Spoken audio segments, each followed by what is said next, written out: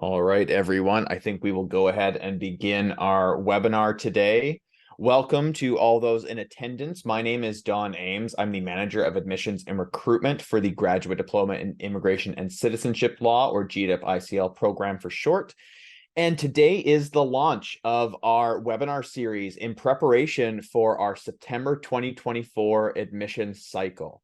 So if you are here today, you're going to be learning a lot about our new application process. It's slightly changed from previous intakes, and I want to take you through all of the key elements when it comes to what you need to know about admissions, about our program, and just some general information that will help you make your decisions when it comes to applying for our program. Before we begin, of course, I want to start off with our acknowledgement of territory. So Queen's University is physically situated on unceded traditional Anishinaabe and Haudenosaunee territory. It's very important for us at the beginning of all of our sessions to acknowledge the unceded lands that Queen's University physically sits on, and to acknowledge our Indigenous population and just what they've suffered through, what they are currently suffering through, what is still coming to light, and supporting, acknowledging, being there to help those in need in the Indigenous community. Queens has a lot of resources when it comes to indigeneity. I encourage everybody to take a look at the Office of Indigenous Initiatives website, as well as the Four Directions Indigenous Student Center website. Lots of great information already in existence at Queens about indigeneity, and for anybody who wants to learn more, those are fantastic resources, great staff members, faculty members, students who are doing a lot of work in making sure that we continue to acknowledge our Indigenous population. As I've already mentioned, this is me. So I am the Manager of Admissions and Recruitment. I've been doing this now for going on 3 full years, and we have a lot of knowledge here with my fellow panelists, providing information in regards to the immigration or the admissions process for the GDipICL program. So hopefully I will be a beacon of information for everyone here. And just a little bit of a heads up, this is not going to reference anything that we're currently doing with the January 2024 admission cycle.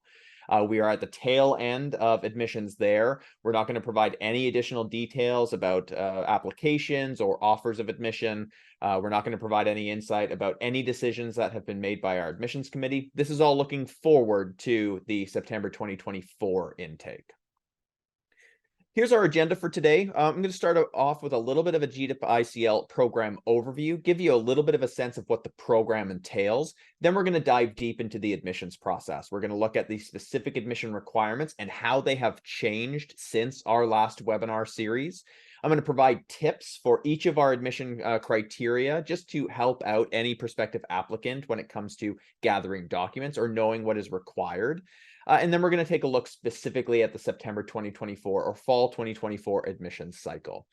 We are going to open up the question and answer box at the end of my formal presentation. We want all eyes focused on the material that I'm going to provide now, because 90 to 95% of the questions that we get can be answered by the information that we provide within the body of the presentation here. But of course, there's going to be some other questions that will arise. We will answer those questions both in written format via the Q&A box, as well as I'll answer a few verbally if we're seeing some consistent questions come up. More on the Q&A once we get there. Then at the end, I'll talk about the next steps and give a general thanks. So let's jump right into the program overview. So there's some key highlights to take away when it comes to the Graduate Diploma in Immigration and Citizenship Law program, or GDipICL for short. GDipICL is the only English language pathway for those who are interested in becoming licensed immigration consultants in Canada. So we have a partnership. We have this fantastic agreement between us and the College of Immigration and Citizenship Consultants to offer this education pathway for those who are interested in becoming RCICs. So our program, accredited by the CICC, it aligns with the college's essential competencies. It really prepares individuals to write their entry to practice exam, which is the formal exam that you need to complete in order to become an RCIC. And really, we've seen our program work extremely well when it comes to preparing individuals for that next career path. We have a fantastic pass rate of the EPE, And our courses are really in-depth, really knowledgeable, and assist those who are interested in getting into the field of immigration and citizenship law. Our program, as kind of outlined there, as I just kind of covered, does provide a deep understanding of immigration and citizenship law, policy and procedures. It really does help out in the entire immigration ecosystem, as it's called.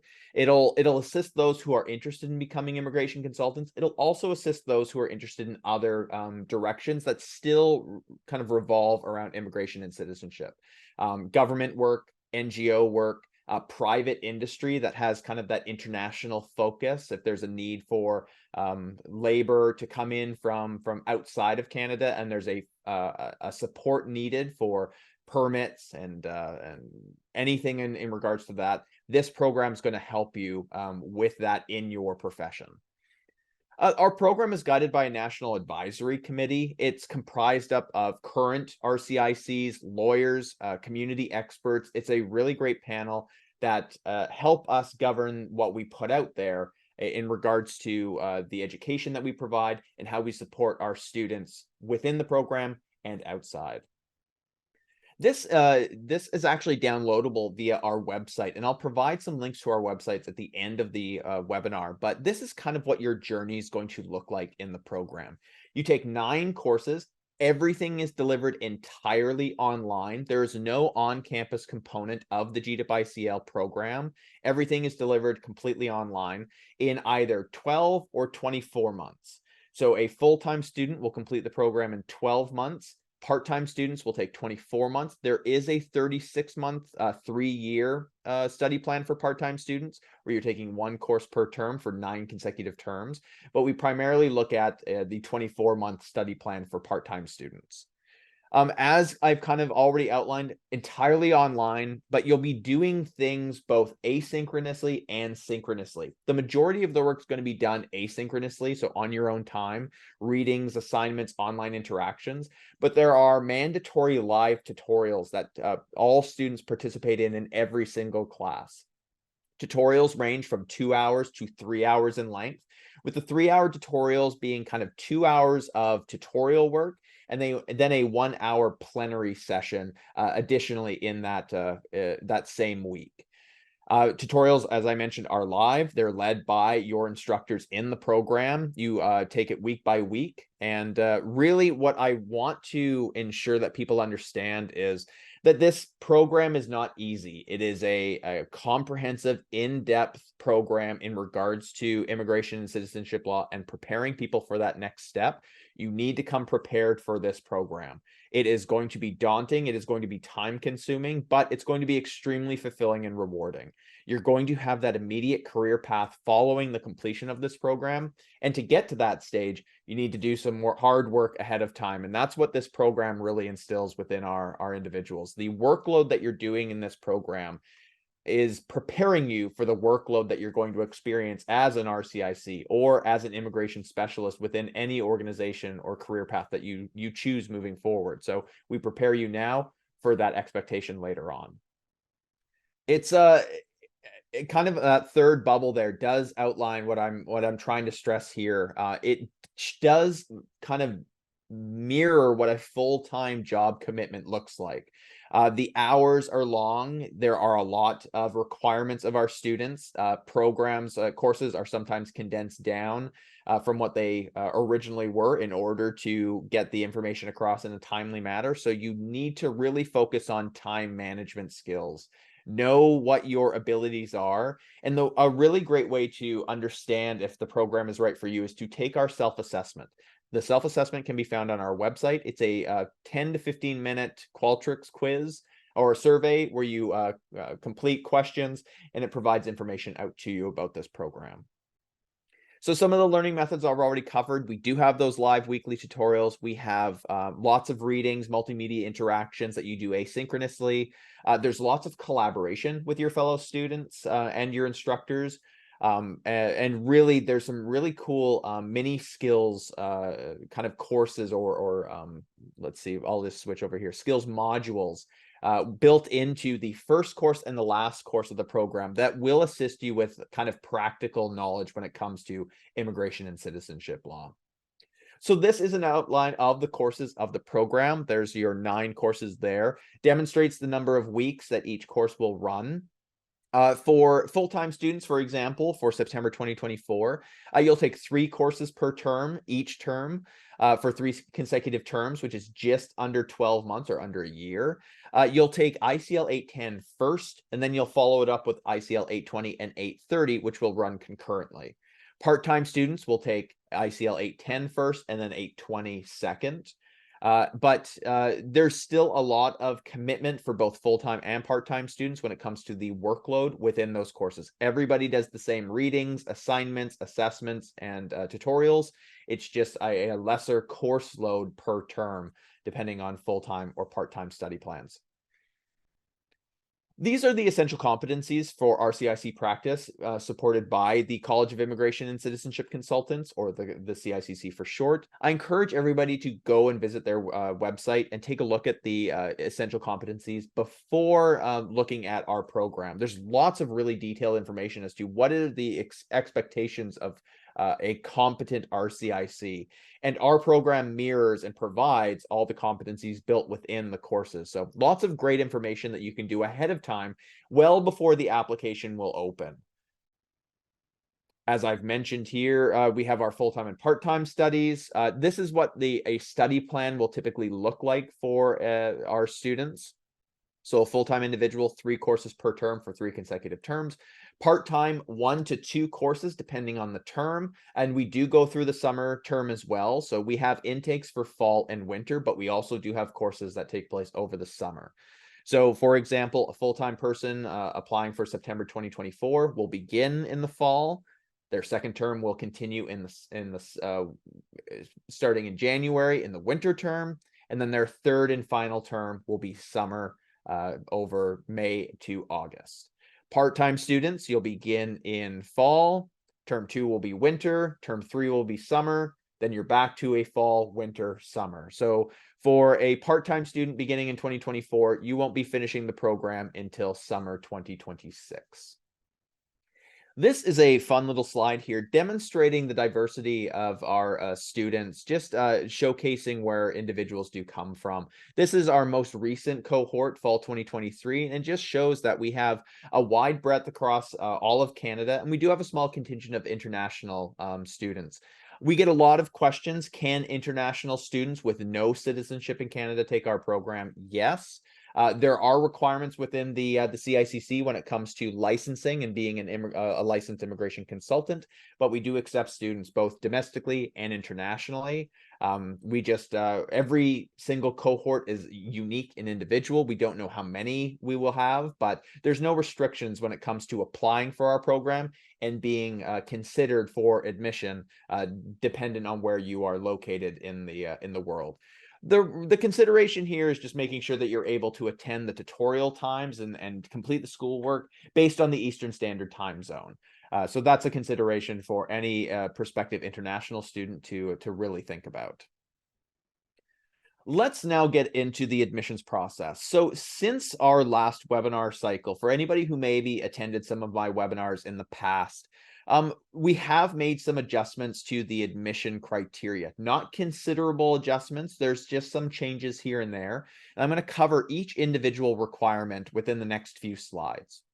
The number one thing that we always get people to look at when they're thinking about applying for our program is how or what credentials do you have from your post-secondary career? Because we are a graduate level program at a pretty good university here in Canada. We are extremely proud of Queen's and what it offers, and we're extremely proud of being a graduate program within Queen's, which means that individuals who are applying to our program must possess an undergraduate degree with a B average. Now, a lot of questions come up from this as well. Do you have to have a specific type of degree in a certain field of study? No, we review both 3-year and 4-year honors degrees for admission consideration. And we have a wide range of students in our program. arts and science students, engineers, nurses, commerce students.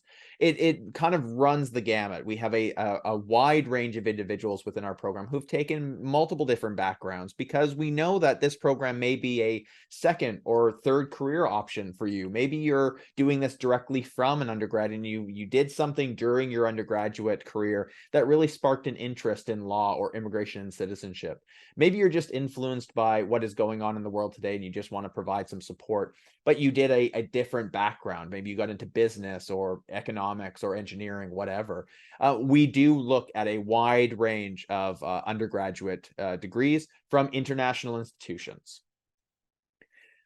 When it comes to declaring what you need to provide when it comes to transcripts, we want to see everything. We know that the undergraduate degree is our primary criteria that we list on our website and in these webinars, but we do get individuals who only provide, say, a master's degree, or they provide their most recent credentials. We need to see everything that you've done at a post-secondary level of study. So make sure that you absolutely include your undergraduate studies, bachelor's degrees. That includes anything that you had done and did not complete. So maybe you started an undergraduate degree at a previous institution, and then you transferred and finished up elsewhere. We need to see both of those transcripts.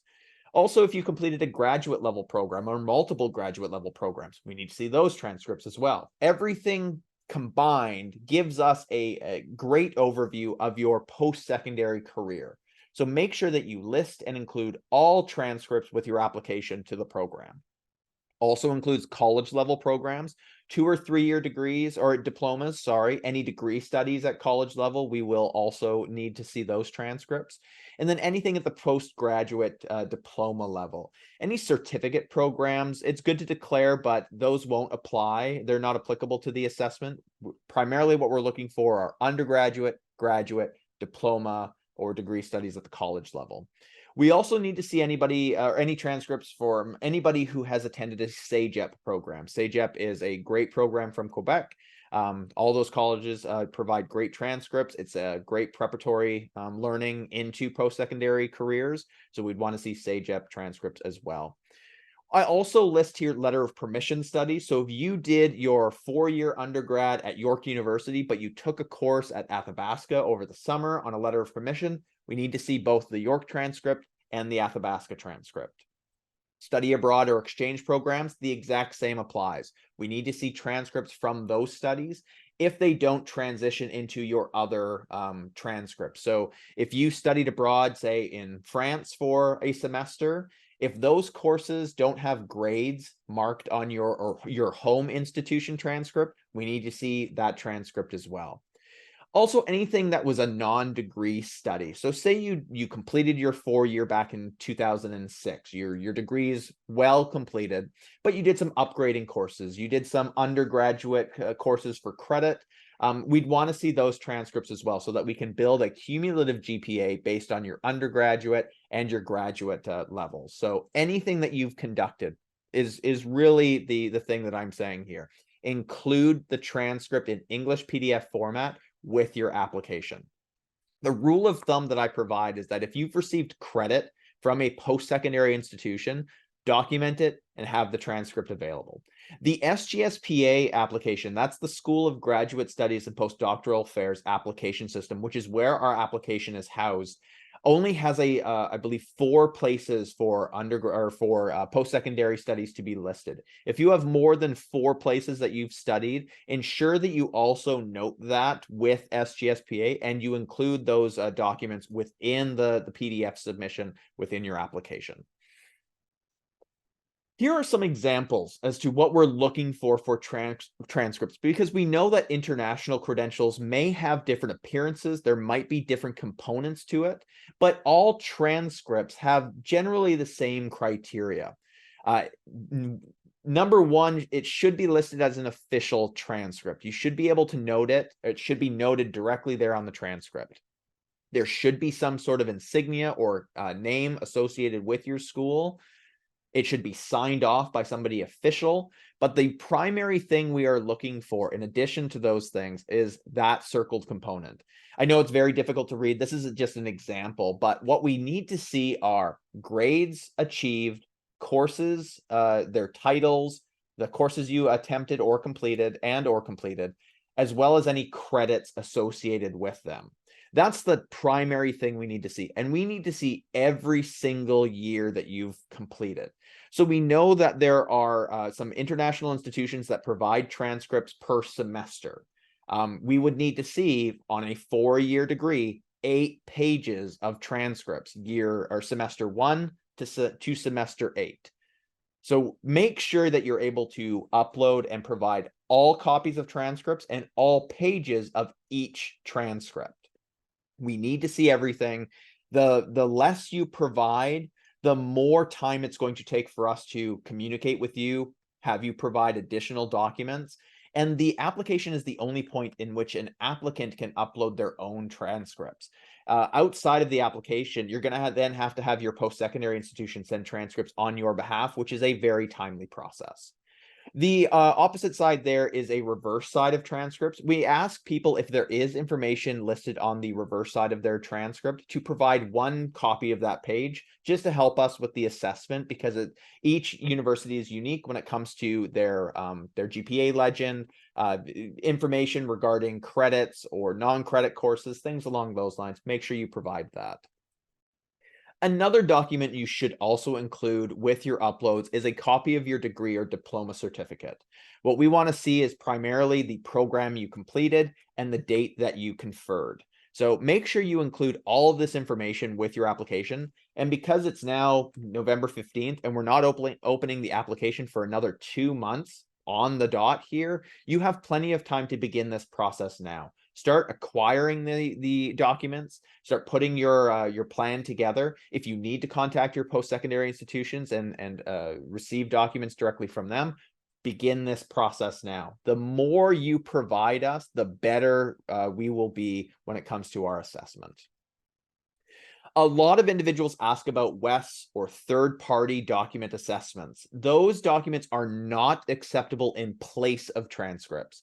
So if you are applying and you did a study at, let's just say, University of the Punjab from India, and you transitioned to Canada, or maybe you were applying for a different program, and you had to provide a third-party document assessment of your undergraduate, you can provide us with the WES document for our review, but we definitely need to see your original transcript with that breakdown of each semester or each year, the courses you took, the grades you received. We need to see that for our assessment. WES documents are not enough solely, and the SGSPA office does not accept those documents in place of transcripts. So you can include them along with your transcript, but you can't include them solely in place of transcripts. So here's just a few tips just to kind of recap what I've just covered. PDF copies of all of your transcripts with your application is really key. All pages, all years. Basically, what you want to be able to do is to highlight your entire post-secondary career sequentially within the submissions of your documents. We want to be able to see your progression from year 1 to year 4 or year 3 or year 4, as well as into your graduate or postgraduate levels. Degree or diploma certificates are really important when it comes to your documents. Have those available and upload those as well. And if you're unable to acquire your own transcripts right now, or if you need to apply and have your transcripts submitted by your post-secondary institutions, that's okay. The SGSPA office will accept them on your behalf via email, fax, or physical mail. More information is available on the SGSPA application site, which I will provide at the end of this session. As I've already mentioned, more documents are better, and all transcripts. Provide everything. Don't just limit it to, well, I completed my bachelor's and my MBA. I'm only going to provide my MBA. Provide everything. So that covers the transcript component. Let's jump into references. References are another key component for all applications. Everybody needs to submit 2 references. Either it's going to be 2 professional references or 1 professional and 1 academic reference. Those are the two different types of references that we have. Professional, those in a workplace; academic, those in a post-secondary institution. Let's cover professional references first, because that will be required for every application, at least one professional reference.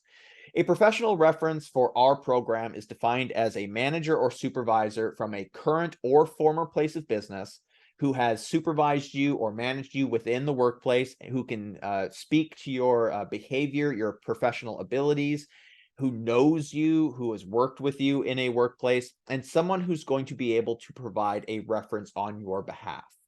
So at this point, I'll let you know that references only come directly from the referees to the SGSPA office. There's no involvement of the applicant in submitting reference documents. So when you apply, you enter in the details, the contact information for your referees, and they automatically receive an email asking them to complete forms and submit it back to the SGSPA office. So really, you're going to have to be diligent about who you're utilizing as a reference, and that you've worked with them, and that you have their contact information. So make sure you're prepared, again, for the application process. Some individuals may want to provide an academic reference. An academic reference is defined as a professor or instructor or an individual of authority within the classroom setting. So this may include TAs as well, from a current or former post-secondary institution that you've attended. Again, this is someone who knows your work in the classroom, who can speak to your academic abilities, and who will be able to complete the document on your behalf. One of the things we've updated with our admission criteria is that academic references cannot be from studies conducted more than 2 years ago from the date of your application. So if you are eager and you apply to the program January 15th, 2024, and you're ready to go and you submit everything, you can't submit an academic reference from prior to January 2022.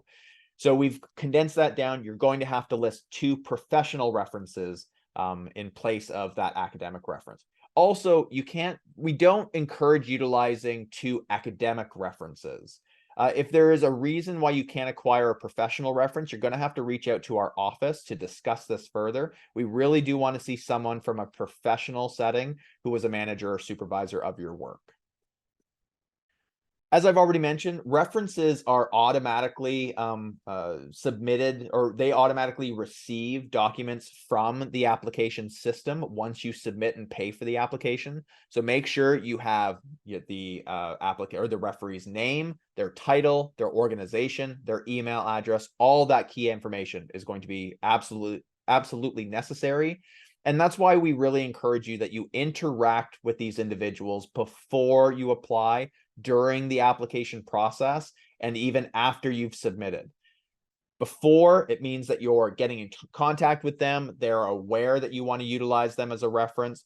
During, if you're ready to process your application, make sure that they're aware of that. And then once you submit your application, you can make them aware that this email is on its way. Check your junk mail, check your spam folders, make sure that they receive the document, because the #1 reason that applications don't get assessed is because of references, because it's the component that's out of your control. Sure, you provide the references' names, their contact information, and you pick the best people.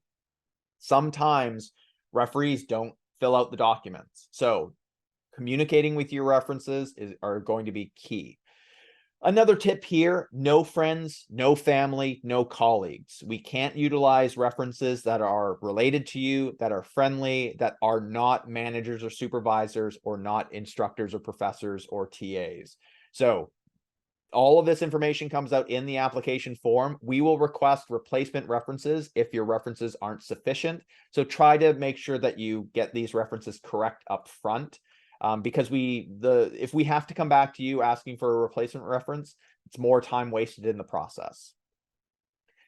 Again, when it comes to the reference document, it really is key that an individual is going to take time to provide a narrative. There are very few places within the application where a qualitative assessment of an applicant is provided. I'll be covering the first part in the next few slides here. But the second part is during the references component. So you want people who are going to write a lot about you, provide a proper reference, kind of couple paragraphs, or if they've written a reference letter, they can upload it with that form. So just make sure that you talk to people, you have it all ready to go, and they are willing to actually spend some time on this this item. And as I've mentioned, everybody needs to provide one professional reference. And again, it can be from a current or a former place of employment. Let's go ahead and take a look at a big update that we've made to our application, which is the personal statement of interest. In the previous applications, we've had two statements that needed to be submitted. Now we've condensed that down to one.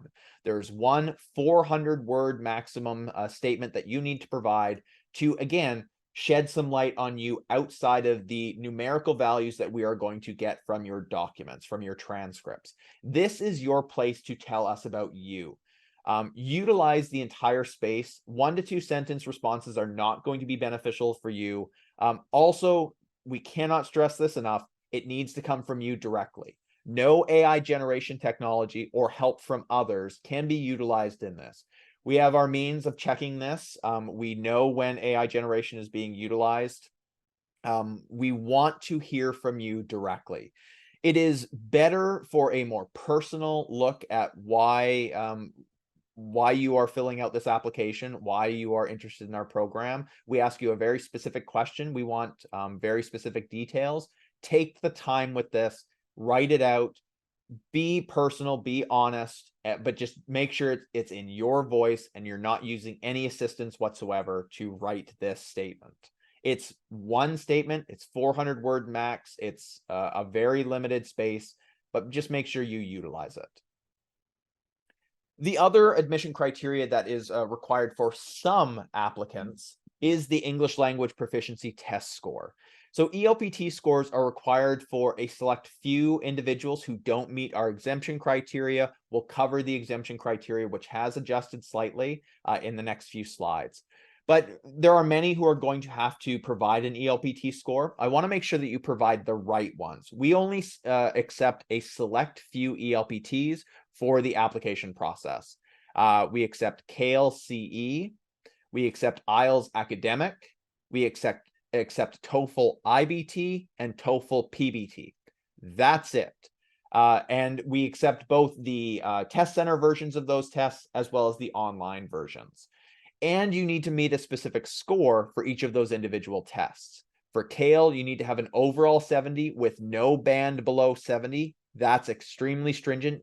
Even if you have an 80 or a 90 overall, and say one of the categories was at a 60 or lower, you're not going to be admissible for the program.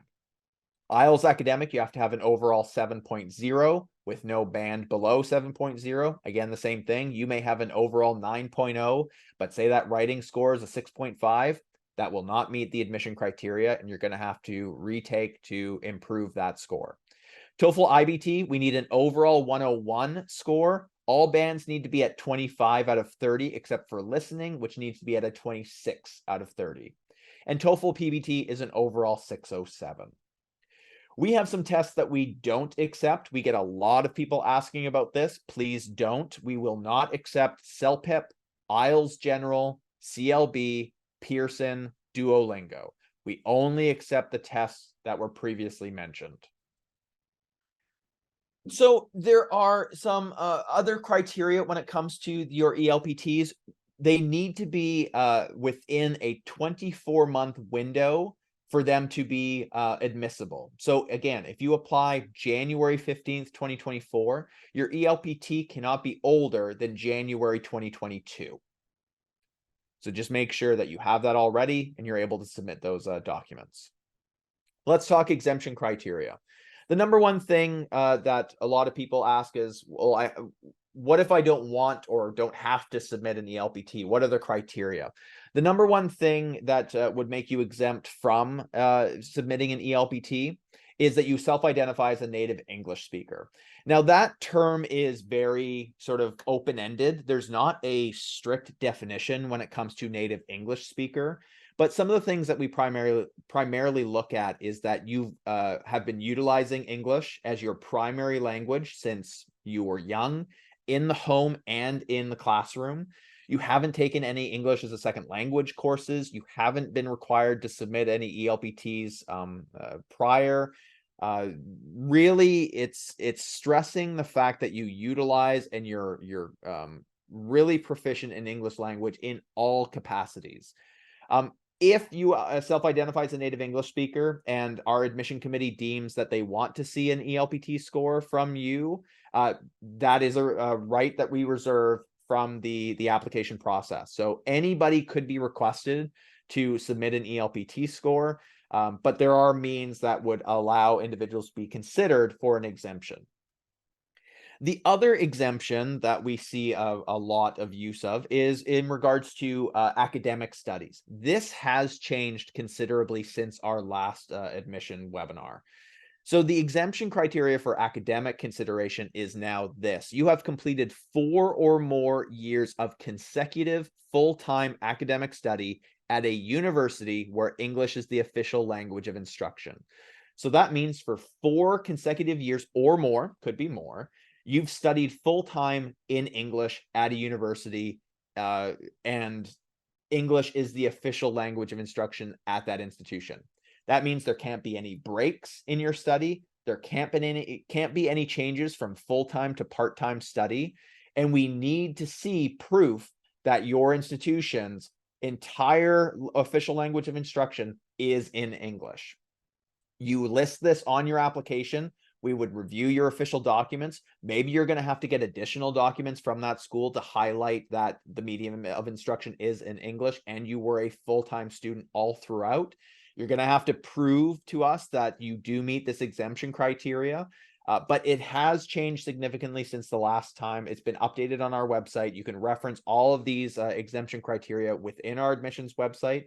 Make sure you are well prepared to go into the application, either requesting one of these exemptions or that you're ready to provide that ELPT. There is our final exemption that is eligible for September applicants. This isn't eligible for January applicants. In the same way, there is a consideration, the second part, which I'll cover, but the primary part of this exemption is that you are interested in taking the ESLA 150 English for Academic Purposes course with the Queen School of English. You flag that on your application that you wish to take that program. You provide all additional documents. If you're admissible academically, you would then be offered conditional admission to the program. You would take ESLA 150 in the fall term, so September 2024. If you complete that program with a minimum A grade, you would then be able to begin your studies with the GDipICL in the following winter term, so January 2025. There's lots of information about this specific requirement on our website. It's an intensive 12-week program entirely online. The School of English is a fantastic organization. The program costs roughly about $5,800, so it's not a small amount of money. So we don't want people to get into this lightly, thinking it's going to be an alternative to the ELPTs. ELPTs are difficult. We understand they're time-consuming, they're stressful. They also have a cost, not as much as the ESLA 150 course, though. So prepare accordingly as to how you want to progress through the application and indicating that you are proficient in the English language. We stress this requirement so much because we're the only point in which an individual who wants to become an RCIC must demonstrate English language proficiency. There's no longer an EPE or an ELPT requirement when you're taking the EPE with the college. So we want you to be proficient because we want you to be successful in this program. If you don't meet any of these criteria and you don't want to take ESLA 150, you need to submit an ELPT. So just prepare for that. You have plenty of time at this point now to start working on this and making sure that you're good enough to meet the requirements that we've set out.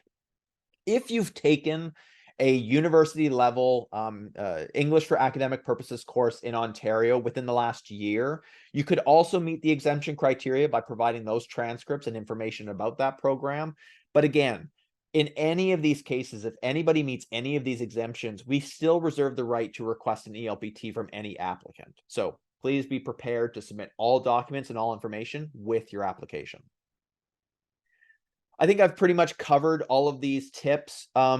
One of the things that I also want to say is don't request additional consideration for exemptions. We're not going to take a look at your professional experience, your citizenship, or geographic location. We don't provide additional exemption criteria outside of what we've already listed here and what's listed on our website. Don't request it. It's not going to be received.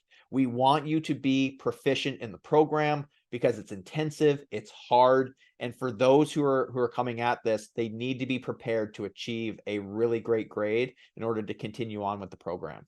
In graduate studies at Queen's, many programs, the passing grade is a B minus, no lower. Anything in the C or D range is a fail. So again, we want you to be successful in our program. So while we've covered kind of all of the admission criteria, let's talk about the next specific cycle. The application for September 2024 is going to open first thing on January 15th, 2024. We're accepting both full-time and part-time applications for September intakes. So make sure you apply for the correct study plan that you are interested in. As I've already mentioned, there are updates to our ELPT exemption criteria. We have that new PSI statement. It's now one question as opposed to two. We are asking people, we are telling you no AI generation. So information about that is available on our website when it comes to your PSI statement. And we've changed just that time frame for academic references. It's no longer a 5-year window, it's a 2-year window. For anybody who falls outside of that, make sure you utilize 2 professional references. Everything that I have detailed here, all the information that you're going to need is listed on our website. Visit immigrationdiploma.ca, find the admissions tab, look at everything, read everything, and make sure that you're prepared. Applications will officially close on April 1st. So that's the last date that you'll be able to submit an application for consideration. That doesn't mean that's the last day that you can submit documents. Documents can be submitted all the way up until May 1st for those who have applications in the system. So for example, if you apply on March 25th, April 1st will close, the application will shut down. If your application's in and paid for, you're good. If you still need to submit an ELPT score, you can still submit it up until May 1st.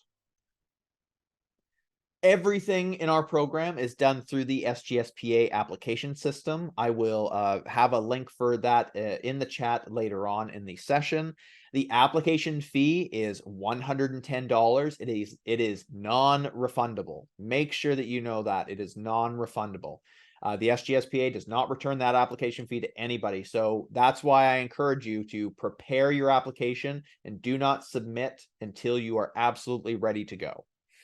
Decisions for September 2024 will be made in late June, early July. So hang tight. It is a long process, especially for those who apply in January.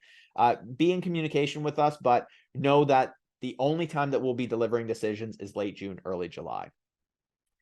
We do have a couple different pathways that I want to mention. The intra-student pathway is for those who are interested in a single course or maybe a handful of courses. It is not a viable pathway for individuals who are interested in completing the entire program. You should be applying via the SGSPA application system.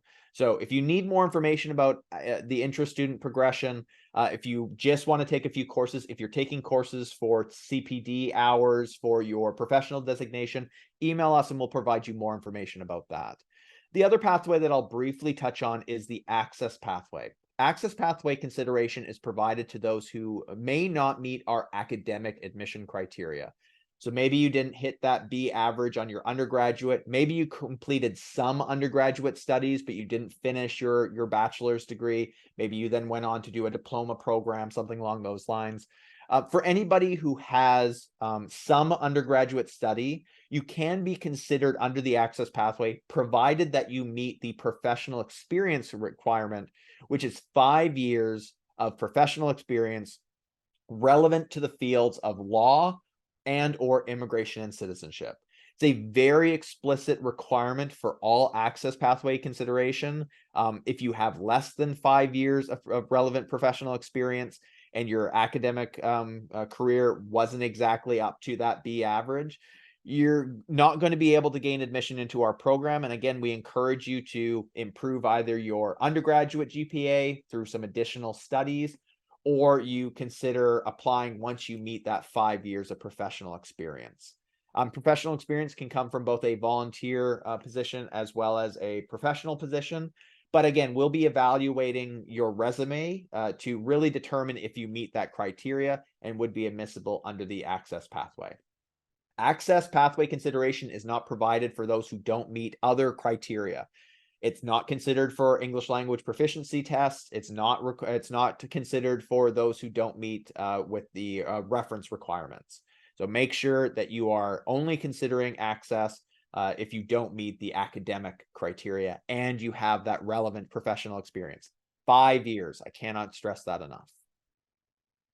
I've kind of covered a lot of these already, but just make sure that you are reviewing everything before you submit. Again, that application fee is non-refundable.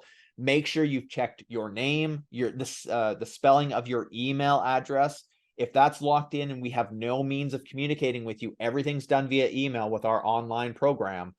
Make sure that that you have that all ready to go. And once you're ready to submit, you submit. Also, make sure that the email addresses and the names for your references are also correct. Be honest in your submissions. It's really key to make sure that everything is open and honest. Again, no AI generation, no assistance when it comes to your statement response, and highlight all of your education background. Have all of your documents ready. English PDF format is key. There's a tips document on our admissions webpage about how to upload or scan documents. Prepare to send official copies if you don't have copies of your own documents.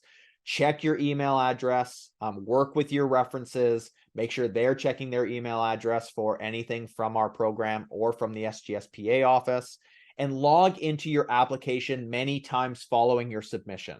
As I've mentioned, that number one reason for applications going unseen is because of references. You can see the progress of the documents that you submit, whether they've been received and approved or not by the SGSPA staff by logging in. So just consistently log in on a regular basis just to track the status. So there's lots of direct questions about an individual's application status, or like details about if they'd be admitted based on certain criteria. We're not going to be able to answer a lot of those questions because it's so personal, it's so one-on-one, and in this platform, it's not exactly the ideal case. Plus, we also don't do pre-assessments with our program. We don't provide information ahead of time to try and detail if you would be admissible or not. We ask all of our prospective applicants to consider their credentials against our admission criteria. That's the means for you to kind of review our website, think about what you've previously conducted, and think about your studies, think about your references, and determine if this program is right for you at this time. That's why we have the self-assessment open as well. That's a good means for you to go ahead and review and see if it really does work for you at this time to be a part of our program. We don't want you to pay $110 unnecessarily. It's still a pretty significant amount of money these days. So just make sure you're prepared to go into it and that you meet all of our criteria. A lot of people will ask, well, my ELPT score is just a little under the requirement. Won't I still be admitted? You won't, because the requirement is that you meet the score that we provide out on our website. It would be a waste for you to apply with an expectation that your ELPT score that's under the requirement would be admissible for consideration. We will be notifying individuals who have ELPT scores that are under that they'll have to redo their ELPT. So be prepared when going into this application. It's why we're starting now. You have 2 whole months, even before the application opens. And then the application is going to be open for 2.5 months at that point. Plenty of time to prepare yourself for the application process. Somebody here is asking about doing their bachelor's in 2008, took 2 post-grad programs in 2017 and 2018. Which transcripts do you require? The answer is everything. As I stressed in my statement, you need to provide all post-secondary transcripts. Don't think it's one or the other. Provide everything. List everything on your application. An individual can work full-time working part-time. However, the consideration there is you need to treat our program like a full-time job, even in a part-time capacity. Part-time students, the only difference between part-time and full-time is just the number of courses that you are taking per term. It doesn't change the assessment materials, the readings, the assignments within the course, and it is very intensive. I don't want to sugarcoat that or tell anybody that it's not an intensive program. It is. It is a considerable requirement when it comes to completing our program.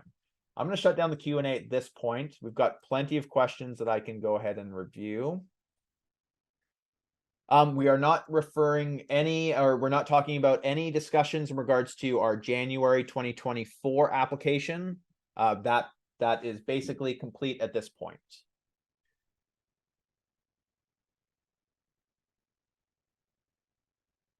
For anybody who came in late, we're at the very tail end of the webinar. I'd encourage you to watch any recording that comes out or to sign up for a future webinar, which, speaking of which, here is a series of the next webinars that I'll be hosting over the course of November, December, and into early January.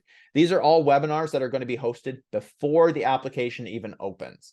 So there's plenty of opportunity to gather as much information as you can about the program to prepare for the application.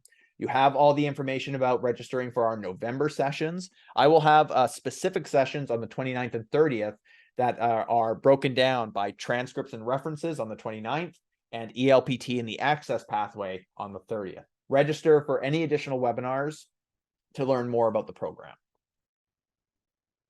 Is there an age limit for this course? No, we accept individuals provided that they've completed their undergraduate. Maybe they completed it back in the 60s. It's completely fine. There's no age limit. Everybody learns. There's lots of great lifelong learners for a long time. And it's fantastic to see these individuals join our program. All right, I'm going to rank these and by upvote, see if anything. Can I have only one professional reference and without academic? I don't quite know what that question is asking. If you are outside of the 2-year window for an academic reference, you have to have 2 professional references. We understand that there may be individuals in this session who are self-employed, maybe employed by contract by multiple organizations. Notary publics are a great example for people who can kind of jump around to different places. Make sure that you are able to provide professional references from clients in senior leadership positions, but people that you've interacted with. You can utilize that. Contact us at our program office to ask us about this. And the email is immigrationdiploma@queensu.ca. We'd like to hear from those individuals who don't have like your standard professional experience, and we can assist you further with the reference component.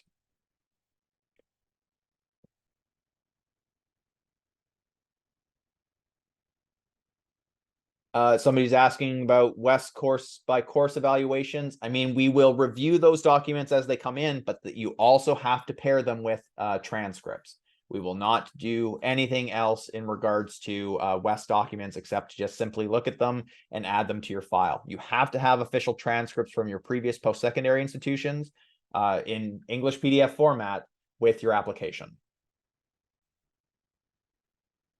So somebody's asking if a candidate doesn't have a B average in undergraduate, is there an exemption? There's not an exemption. Exemptions are only the vernacular we use for the English language proficiency test score requirement. There's no exemptions for your average within your undergraduate. There's an additional pathway for your consideration. That's the access pathway. Access pathway consideration is provided to those who don't meet the B average or maybe completed some undergrad but didn't complete the undergraduate. You have to have some level of undergraduate study to even be considered for access. Access then also adds in the professional experience component, and you have to have a minimum of 5 years worth of relevant professional experience in either law or immigration and citizenship work.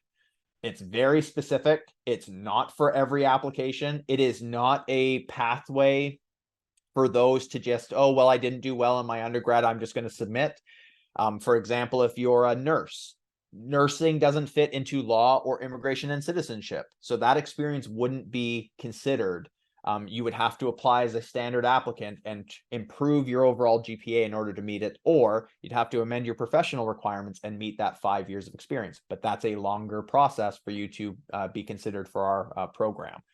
Access pathways applicants also need to provide us with a statement under the special considerations section of the application as to why they didn't achieve the B average. There needs to be a rationale. It can't just be a simple, I'm interested in the access pathway, so I want it. It has to be a breakdown as to why you need the access pathway. What were the barriers that you faced during your undergrad that forced you to not meet the B average? TOEFL IBT home-based is acceptable, so that's fine. Same with IELTS Academic and CALE. Those at-home tests are fine, the online versions. All right, let's see if any. For a new Canadian immigrant with education from outside Canada, the WES equivalency is mandatory, or the transcripts and degree from back home is sufficient. So WES is not mandatory in any way, shape, or form for our program. We don't accept WES in place of transcripts. We want to see those original transcript and degree certificates from your home institutions. So make sure you provide those. If you happen to have your WES documents, include those as well, not in place of transcripts. Lots of people are asking about moving from part-time to full-time. There are ways to amend your study plan within the program. It's a very stringent process. There's a review of your request, and it has to go through several channels. We ask people when they're applying is to apply for the study plan that you would be able to maintain throughout the entirety of your time in the program. Don't just simply expect to apply for full-time and, oh, I'll apply for full-time and I'll get in and then I'll adjust right away, so then I don't have to change my professional situation. Prepare yourself to apply for what you're going to maintain. Somebody's asking about what a B average is. This varies from institution to institution, especially international credentials. We have no means to provide you with what a B average is at your home institution. We make the conversions. Our admissions team is very skilled at doing these assessments. We have lots of resources available, but again, it's stuff that we can't provide outward. So all we can say is that a B average is a 3.0 on a 4.3 scale at Queen's. Convert that over to a 4.0 scale for anybody who did an undergrad in a 4.0 GPA system. It's roughly about a 2.8. For anybody who's coming from other institutions, typically we're looking at second degree or second division upper to be kind of close to that. But again, it's not an exact science. We can't just outline it is this for everybody, because people's grades will be different within each individual course. So what we ask people to do is to think about, really honestly, about the time that you were in your undergrad. Did you do well? Did you not? It's important to be honest with this situation, because we want you to be open and honest and be assessed as honestly as possible. So be honest with that situation. If you didn't do well, you're going to have to consider that access pathway if you have the relevant professional experience. If you don't have the professional experience, that's a 5-year window. You're going to have to consider some upgrading of some GPA undergraduate courses to improve your overall GPA. So you could do some non-degree studies. You could do some additional undergraduate work. The Certificate in Law program with Queen's is a great 4-course certificate program. Again, online, all virtual within our program or within our faculty, that could help with your overall GPA. I've got time for a few more questions. I'm just going to quickly run down a few of these ones here. Can you complete the study from outside of Canada? Absolutely. We accept international and domestic students into our program. There is no difference in eligibility criteria between full-time and part-time for admission. Everybody needs to meet the exact same admission criteria.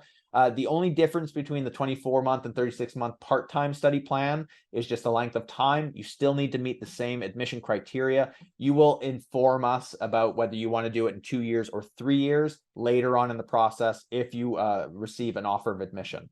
So everybody needs to meet the same admission criteria as outlined on our application or our website.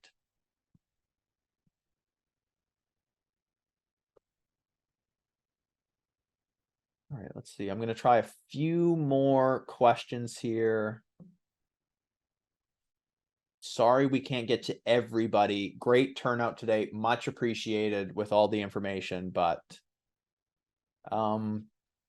it's not a first come, first served situation. We review every single application that comes into our office, and we provide offers to the most qualified candidates. It's why we give a window for the application and a window for the documents. We know that some people will take some additional time there. All right, let's see.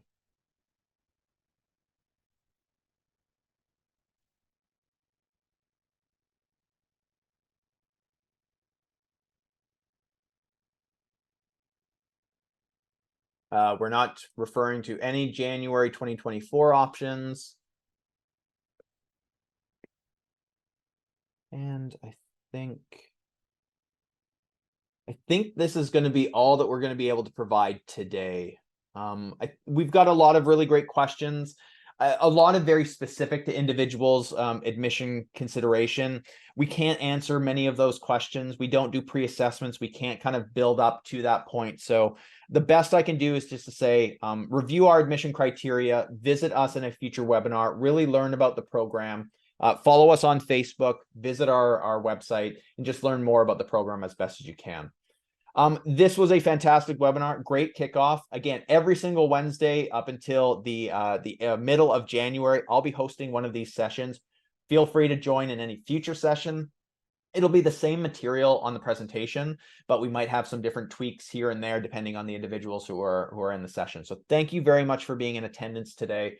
We look forward to any questions that you may have. immigrationdiploma@queensu.ca. We'll try to assist as best as we can.